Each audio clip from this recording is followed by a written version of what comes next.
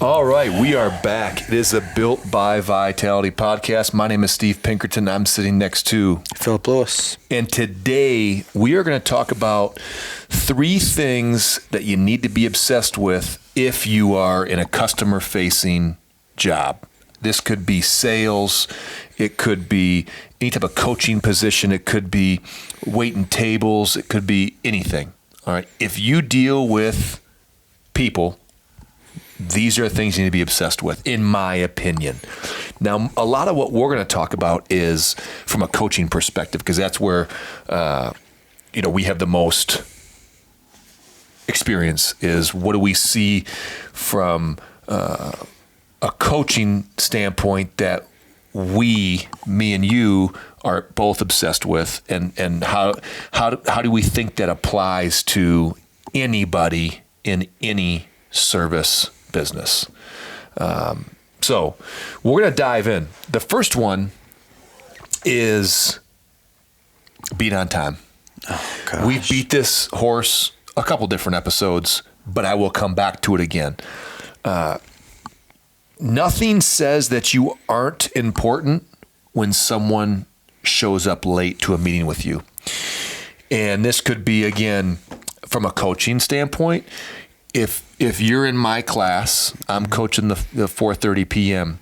You get there at 4:15. Why do you get there at 4:15? Because as a coach, we've told you, hey, come, mobilize, get yourself ready. And that way, and when it's cold, you can be a little warmer before it starts. You're doing what we've told you to do. Now, I come strolling in at 4:28. I drop my bag. I've got about 30 seconds to walk up, try and sign everybody in, and then I'm rolling into my class. To me, that's extremely disrespectful to someone like you as a client who's trying to do the right thing, but yet here I am showing up 2 minutes before class. Yeah. It goes to show something is more important than being at that class. Mm-hmm. The Marine Corps always said, early's on time and on time is late. It was that simple. You want to be on time, get there early. Yeah. You show up on time, you're going to be late. Maybe not today, but it's going to happen. It's going to happen. It's going to happen. Well, if you work somewhere and say it's 9 to 5, right? Mm-hmm. You are paid typically, I guess, more like if it's salary or even if it's hourly, whatever, you're paid from 9 to 5. So if you get to work right at 9, you're not really starting to work at 9. You might start working at 9:15 or 9:10, but you got paid for that first 10, 15, 20, whatever minutes because you had to get there, get your stuff, put your stuff down, go to the restroom, get your drink, get your whatever. Yeah. Why didn't you get there at 8:45 or 8:50, do that, and start working at 9? Yeah. So it's the same with a class or something like. And I look at it from what if you're real estate business is a huge business right now. Market's going crazy, the commercial and residential market. If I contact you and say, hey, Philip, can you show me this house? I'm thinking about buying it. And you show up 10 minutes late. I'm already in my mind like, man, that's crazy. I don't care what kind of excuse you have. I don't care what happened. Mm-hmm. Whatever you've got going on, it's not my problem. And people are like, oh, well, that's mean. Well, okay. All of a sudden now, are we supposed to take everybody else's problems and worry about those too? No. Yeah. When you have a commitment, mm-hmm. your problems don't matter. You figure it out. You deal with your problems. I'll deal with my problems. I got there on time. You need to be there on time. It's that simple. People try to overthink it, and they think because of this or because of X or Y or Z, it allows them to get away with being late. I just don't. No. I've never understood that. So the root cause, why do we find ourselves running behind? Well, time management is one.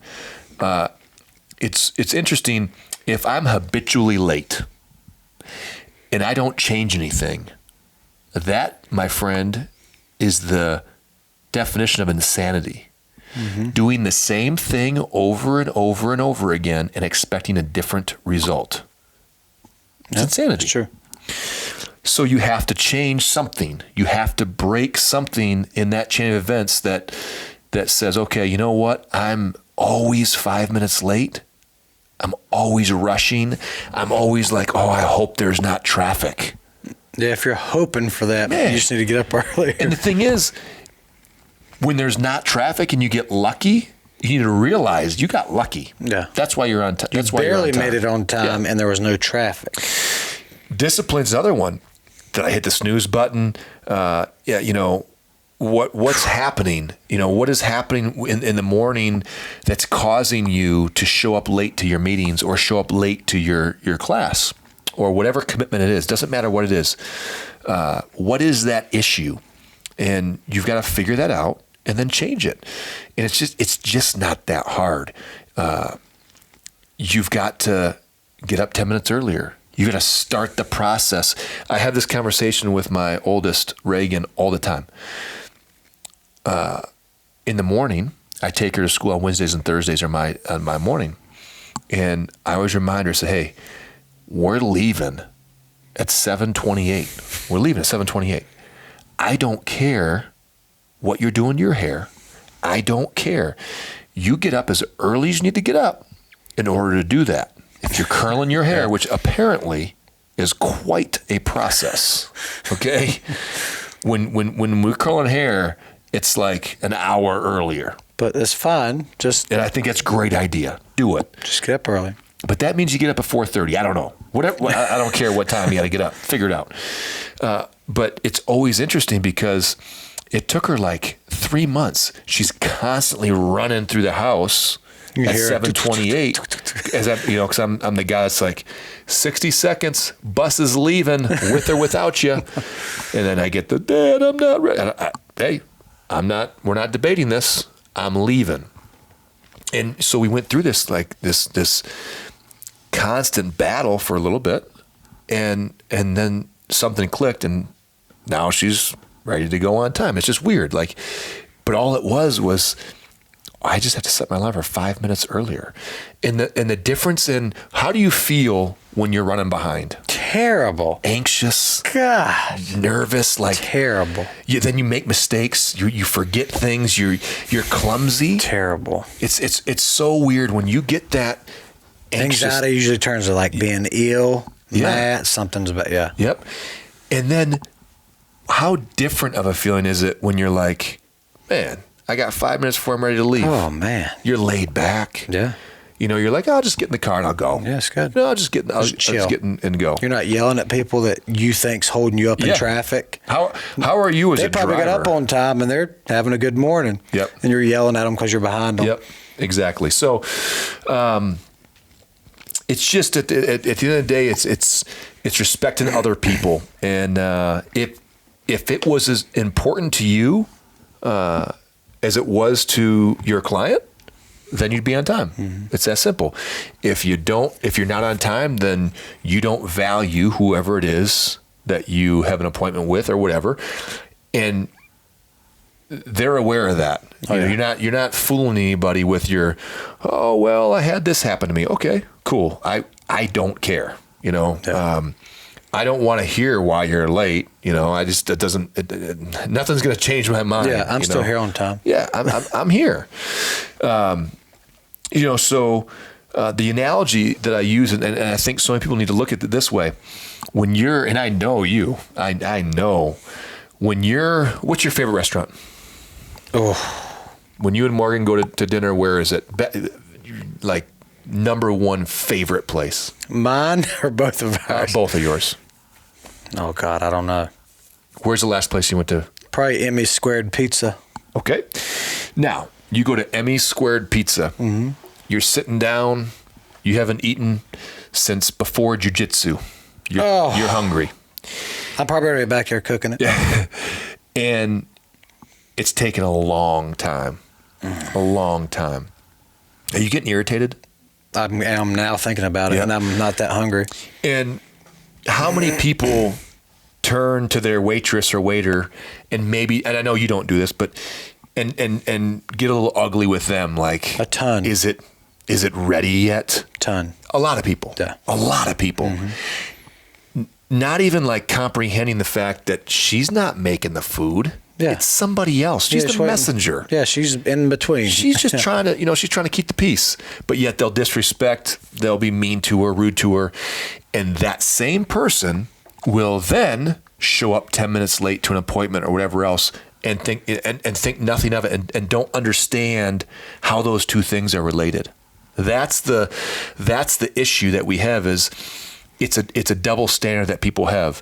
They don't want anybody to be late for something that's important to them, but they don't put that same value on other people's time. Yeah. So, my anxiety went up. yeah, right. Look, when I'm hungry, Oh man. I just want I want food, and I don't go out to eat that often. And by not often, I mean twice a month, maybe once a month, probably. So when I go out, I'm like, man, I kind of want a good experience. I want to. It's really big for me. It's a big thing. I've worked on it a lot. I've gotten better, but I get really mad. Man, listen. I just don't understand something so simple. I'm like, hey, I just didn't want pickles on it. Yeah. And it comes and has pickles on it. I will roid rage through the kitchen. I'm like, oh my God, I just said no pickles and it says it all. I'm freaking out. Morgan's like, Yeah. I'm like, here we go. You're It's the just guy. food. It's just food. I don't know. Yeah. But it's funny because that same attention to detail you would apply to things that you do. Yes. I feel like you're- I'll do that. When you're making videos for somebody, you're taking the time to go through the attention to detail. You're taking the time to edit the pictures Make the a right wedding way. video or something, and the bride's like, hey, don't shoot me from this angle because I look fat. And I'm guess like, what? do not shoot her from that angle. It's that simple. Just don't. Yeah. Oops, sorry. Yeah. Let me fix that I for mean, you. not everybody's got two good sides like I have. That's what I'm saying. I'm Yes. very photogenic. Yeah, front, correct? back, side, doesn't matter. Upside down. All right, so that's just a non-negotiable. Non-negotiable. Be on time. Next one. This one should be pretty obvious, but apparently it's not, because I see this firsthand quite a bit in all different areas, not just coaching, but in so many different interactions that I have in my day-to-day life. But hygiene. Oof. If you're in a customer-facing position and you're dealing with people, you need to be obsessed with your hygiene. And I want to be clear. I'm not talking about hair gel and Cologne. gas station cologne. That's not what I'm talking. Or that that shirt that you bought 2 sizes too small because you think it shows your biceps. I'm not talking about that. I'm talking about let's dumb this down even further than that. Just take a shower. I'm talking about brushing your teeth and taking a showers. Yeah. All right? And what do I mean by that? I mean that as kids, we were taught when you get up in the morning, you brush your teeth. Mm-hmm. When you go to bed at night, you brush your teeth. That's not true. It's not true. Okay? It's not true. Nope, it's not. It's not. It's not. When you eat your meal mid-morning, Yep. and I'm going down to coach class, I better be brushing my teeth Yep. before I get back on the floor. Because what am I doing? I'm spending the majority of my time talking to somebody. Hey, make sure you do this. Right They're here. like, oh, God. And we've all dealt with that where you've been in some situation where someone's had bad breath and you're like, God, can you get this guy a Tic Tac? It's just not that hard. It takes 45 seconds. Or just mouthwash. But okay, yeah, brush your teeth. I'm with you. Yeah, No, yeah. I'm with you. But You again, can keep that in your car, spit it on the ground. and I'm with you. I feel like mouthwash and gum is kind of like the Lazy. It's the lazy man's It's a way of Band-Aid. doing it. It's the same thing of like I'm gonna go do Murph and then throw some deodorant on and then go back to whatever it is I'm doing. I think that the deal is you need to understand that someone else's experience is going to be greatly impacted by your hygiene. And maybe people just haven't been aware of this, but it's so true that if we went and met with a really cool guy yesterday. What if you would have had terrible breath? Oh, my gosh. And I would have smelled like BO because I just got done working I just out or finished working something. out and I just Yeah. threw on like some new clothes. I guarantee you, we wouldn't have had a positive outcome No. of that of that interaction. And there's so many people that just, they're like, oh, well, that's obvious. Okay, I'm with you. Not for everybody. But it's not for everybody. No. If it was for everybody, we'd all be obsessed with, hey, I just ate. I don't care that maybe I didn't have onions or garlic or whatever. But guess what? I just had, some ground beef that had chicken heart and kidney and all kinds of liver in there. Yeah, like organ meat. And organ meat in there. Yeah. So I would imagine that probably doesn't It doesn't smell very that good. great. Yeah. Okay. So I can don't vouch for care that. what you ate, and gum isn't a solution for bad breath. No, It's just you not. gotta get it out of there. But I will tell you, is it. If I was on the road, again, I go back to a realtor. If you're a realtor and you're eating on the road, maybe you don't have a toothbrush that you're bringing with you. I will tell you that I'd say mouthwash is better. yeah, when I deployed all my Marines, we didn't have running water, and guess what? We figured out a way to brush our teeth. Like it's not that hard, but mouthwash will do the trick. Mouthwash will do the trick. But I just think that you've got to at least be thinking about that so that you can be cognizant of the fact that, okay, hey, this is important because the last thing I want to do is, wonder how close can I get to somebody? Because I'm a tactile coach. That's always been my Gotta get in there and thing. I like putting people where they need to move, and that's just my way of doing it. And so I end up getting close to people. And the last thing that I'm always conscious of, man, I don't want to have bad breath. I don't want to smell bad. So for me, I know that when I work out, if I got back from jiu-jitsu for 2 hours and 45 minutes, I cannot throw on a T-shirt and just go down and there. go down and do something and coach a class or whatever. I've got to understand that I might not smell myself, Somebody but will. somebody else is going to, and that's a terrible, terrible thing to do. Because you get close to someone, and we've all been around that. We're like, man, is that me? What is that? Yeah, what is that? What does that smell? Hey, smell me. Yeah, it sounds crazy, but how many times have we've done that before? Like, smell me. Is do I that smell me? bad? Like, no. What is that? So again, it's just an easy way to make sure that your interaction, your first impression with somebody goes right. Because if my first time coaching you and I got bad breath and BO, you are going to avoid my class. I don't care what you say. In the back of your mind, you're like, man, I'm not going to ask you, or I might come to your class and avoid. Like, I'm not going to ask him for any help. I'm not asking hey man, questions. you need? I'm like, I got it. Yeah. Got it. You stay over there. Yep. You stay here. I stay there. I got you, Stinky. Yeah. You stay over there. And so I think that's just something that, again, it's obvious. It should be obvious, but it's not. And I think maybe, again, it's this, well, I don't know. I'm not going to get into the generational stuff, but this generation, this younger generation of what we're working with, they spend all this time on TikTok and Instagram, and they forget that they're going to have to interact with people. Yeah, because you can't smell people through a phone yet. Yeah, exactly. That might be a new thing coming up. You can have Still smells scratch and through sniff. phone. Yeah. Scratch and sniff your phone. Yeah. It's just one of those things that the tangent I would get off on now is, if you replace the toilet paper roll, you want to know what my pet peeve is?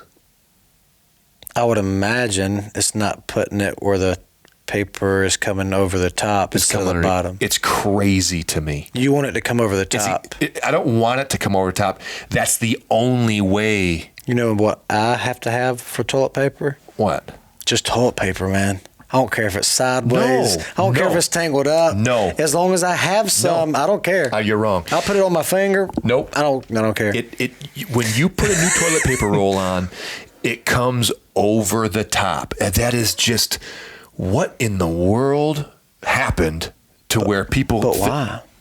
Why? Why can't you have it from the back No. side?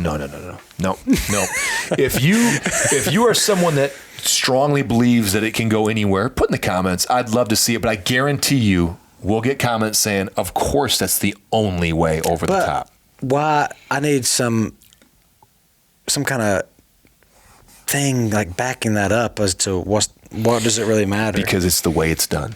See, it's not good enough. I need some scientific research on this. So that's kind of how this, to me, that's how obvious it should be to people when it comes to hygiene. But again, we all need to get reminded of this. We all need to get told that, hey, you know what? And hopefully I've got a really solid group of people I work with that if I do happen to have bad breath or if I do happen to smell bad, I guarantee you someone's going to tell me. We all tell each other. And you need that. You need that accountability. But at the same time, it's like, let's just, that's an easy one. And that I'm not going to spend any more time on that. Now, number 3. Oh, gosh. I struggle with this one a little bit. Yeah. Not a lot. No. But just a little bit. Smile. Okay? Act like you enjoy talking to people. I don't even think, smile is important. I really just think that, and maybe it goes with it, I just don't think, you can't let you having a bad day or outside stuff affect what you're doing. I agree. Whether you don't smile or not, just don't be, How obvious is that to you as someone that, is it 100%. pretty? Yeah. It's way obvious, especially if you get to know somebody and then you know that they have a bad day and they let it show. You can definitely tell it then. Would you say even on your first interaction, you can tell when people are kind of faking the funk? Yeah. Like, I really don't want to be here. Yep. I'm not happy. Somebody could smile and I could still sense that they don't want to be there. Yeah. So I think it's very important you just figure out how not to let that shine through whenever you're with customers or whatever. Yeah, and I think that I think this goes hand in hand with a bunch of different things. But if I'm standing on one side of the gym coaching a class and I got my arms crossed and I'm not smiling, how approachable do I look? It's terrible. I just don't. I'm already not maybe the most approachable person out there. So you've got to work a little bit harder to make people feel comfortable. I think this can go along with just being able to talk to people and being able to disarm people a little bit with whether it's humor, whether it's making fun of yourself, whatever it is that can put people at ease. And I think that where we went wrong on this is people think that you have to have, you have to be the type A, the alpha in that room or in that arena that you're in, whatever that might be. And because of that, you're constantly trying to kind of puff your chest out and be someone that you're not. And the reality is you'll get so much further if you just take a step back and go say hey to somebody, like, hey, how things going? How's your day going? And a lot of times in the coaching world, it's not easy for a lot of clients and prospects to come into these classes because they're not comfortable. So when we look at that, if we're not comfortable with ourselves, we're looking at that saying, man, why are they so standoffish?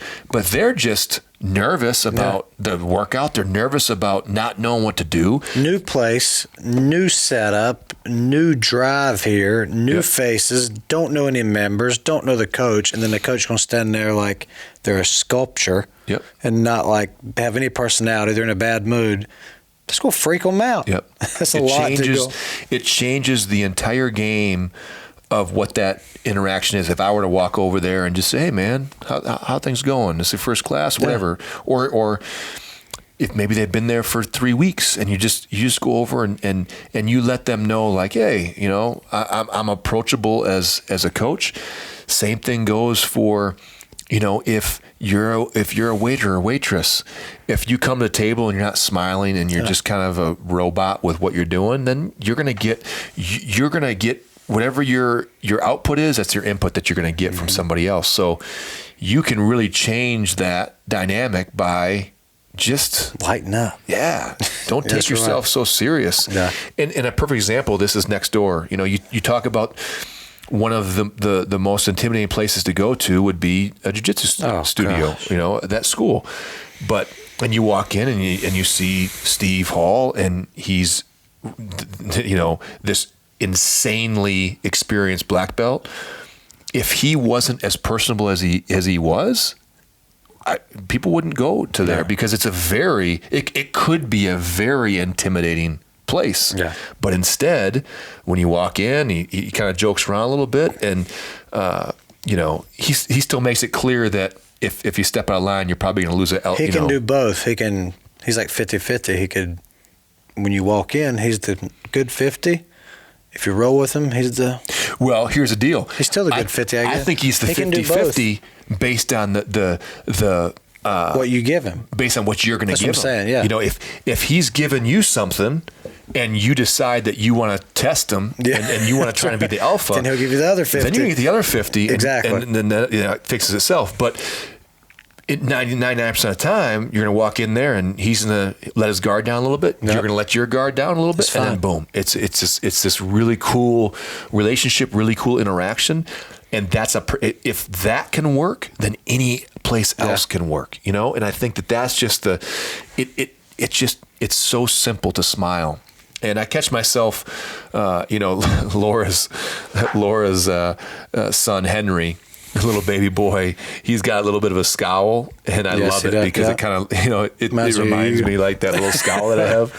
And it's funny because I'll catch myself kind of scowling. I don't know. I don't think I do it on purpose, but it's funny because it just takes a little bit to smile. I catch it a lot. What? I catch your scowl a lot. No. At me. You think? Oh yeah. Maybe a little bit. Yeah. But all it takes is a little smile, and then everybody's good. Yeah. You start seeing people that don't smile. You're like, man, I wonder if he's having a bad day. I guess I'll avoid him. One of my best friends, he's negative all the time. I won't say his name in case he listens. He's negative all the time. So I just don't hang out with him that much anymore. And he gets even more negative. He's like, you don't hang out with me. Like, he complains. I'm like, I don't want to I've randomly told him. I ain't told him in a while. Maybe I should again. But I'm just like, I don't want to be around you. You're just negative about everything. Yeah. You're depressing. You're always mad. You're just lighten up. I agree. That's a bad person to be around. Yeah, 100%. So, these are the things that they don't cost anything. It doesn't cost anything to be on time. Well, yeah. Toothpaste. I'll buy it if you need it. Let me know. I'll buy it for you. Yeah. But being on time, good hygiene, and just smiling. That currency is so much more valuable than anything else that you can do. Mm-hmm. You want to spend $1,000 on a suit, fine. But you put that suit on and you smell bad. You put that suit on and you don't smile. You put that suit on and show up 30 minutes late. It won't matter. Nope. I don't care what you drive, what you wear. There's just a basic fundamental truth to the fact that no one wants to work with people or do business with people that smell bad and have bad breath, that show up late and that are, angry all the time. Yeah. It doesn't work. And maybe this is obvious to everybody, and that's great. But it's just one more thing to kind of. If it is, it's a good reminder. Yeah, we all need it, So I hope this has kind of helped a little bit. Again, we looked at it from the coaching side of this. Just that's where our experience has been. But any customer-facing job, these are three things that you can't overlook. You can't outrun. No matter how good you are at sales, you cannot get away with it. So I hope that's helped. Until next time, this is the Built by Vitality podcast. And if you're doing the challenge with us, remember, no social media, no news. We're how many weeks are we in? We're 2 weeks. 2 weeks. Yeah. So it's 2 weeks. Great. It's getting easier. Yeah. It's getting First easier. week was a little rough. Yeah. I caught myself scrolling through my camera roll instead. Oh yeah. I catch myself seeing everybody else now. Own it. Because usually our eyes are down on it. Yeah. Now our eyes are up, and we're watching everybody else. Everybody's on their phone. Scrolling through it. So hey, to each his own. But I tell you, this has been great for me. 2 weeks in, I'm 20 pages into my book. With Philip no longer. Good thing we hired Philip to be our social media guy, because now our vitality is falling apart, and our social media presence is non-existent. But you know what? We're creating good habits. That's right. And that's what it's all about. You know what I mean? Yeah. All right, guys. Until next time. Thanks.